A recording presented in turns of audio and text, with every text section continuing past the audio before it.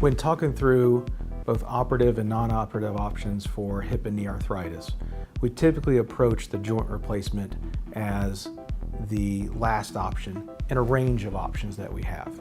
So in terms of non-operative treatments for hip and knee arthritis, there's really a spectrum. So we start with medications. Anti-inflammatory medications are really our first line treatment for hip and knee arthritis.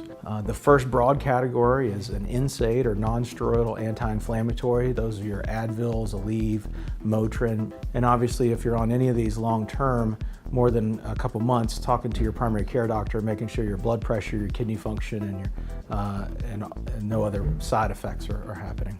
And again, things stronger than that are pretty much narcotics. And there's some really good studies out there that show that narcotic pain medications typically aren't any better than anti-inflammatories in terms of musculoskeletal pain and especially arthritic pain. So our second big category we talk through is injections. Our first line gold standard is steroids or cortisone. The steroids is basically a high dose anti-inflammatory medication that we put in the joint. Calms down the swelling, calms down the inflammation, and therefore helps alleviate pain and improve function. I think another good option is the synthetic injections. It's something that is more expensive than steroids, so we have to get insurance approval for them, and they typically have to document that they've already tried the steroids and they didn't work. The third option in terms of injections would be PRP or platelet-rich plasma. That is something that's relatively newer on the market. Typically they do a blood draw, and you take that blood and you spin it down in a centrifuge. You take off the top layer that has the platelet-rich portion and the growth factors and anti-inflammatory factors, and then we inject that back into the knee. The fourth kind of injection that we talk about are stem cells, and everybody seems to want to ask about those in clinic. Stem cells themselves are inherently anti-inflammatory. So if you had an injection with stem cells into a joint, your joint would probably feel better for some period of time. However, I don't think the technology is at the point where the stem cells are actually going to regrow cartilage in a severely arthritic knee. The third thing that we talk about is physical therapy or a home exercise program.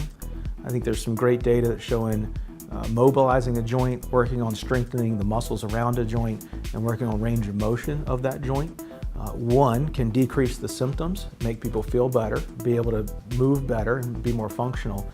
And then two, it makes you a better candidate and more prepared for a joint replacement if and when you want to go down that road. The fourth category that we talk about are some of the alternative therapies to arthritis. There is some interesting data on acupuncture and arthritis. Not terribly common or in use in this area, but in some parts of the country, it's a much more common modality. There's some more investigational therapy around magnetic pulse therapy and some of the infrared therapies that are out there. The last category we talk about are braces or assistive devices. In terms of braces, I think, especially for knee arthritis, some type of compressive knee sleeve can help. It supports the joint, gives you a little bit of sense of stability. Do I think it needs to be big and bulky and have lots of hinges? Not necessarily, just something to give you some support. Really, you gotta look at the whole patient. And I try to tell people I don't treat x-rays, I treat patients. And so when I meet somebody for the first time, we come in and we say we're gonna do some general medical history, we're gonna talk through some specific orthopedic questions, and those are the real questions I'm looking for of what we've already tried, where are they on the spectrum in terms of treatment, what are their limitations and expectations for surgery. And then we get a thorough physical exam, and we look at their x-rays together, and then talk about what our options are.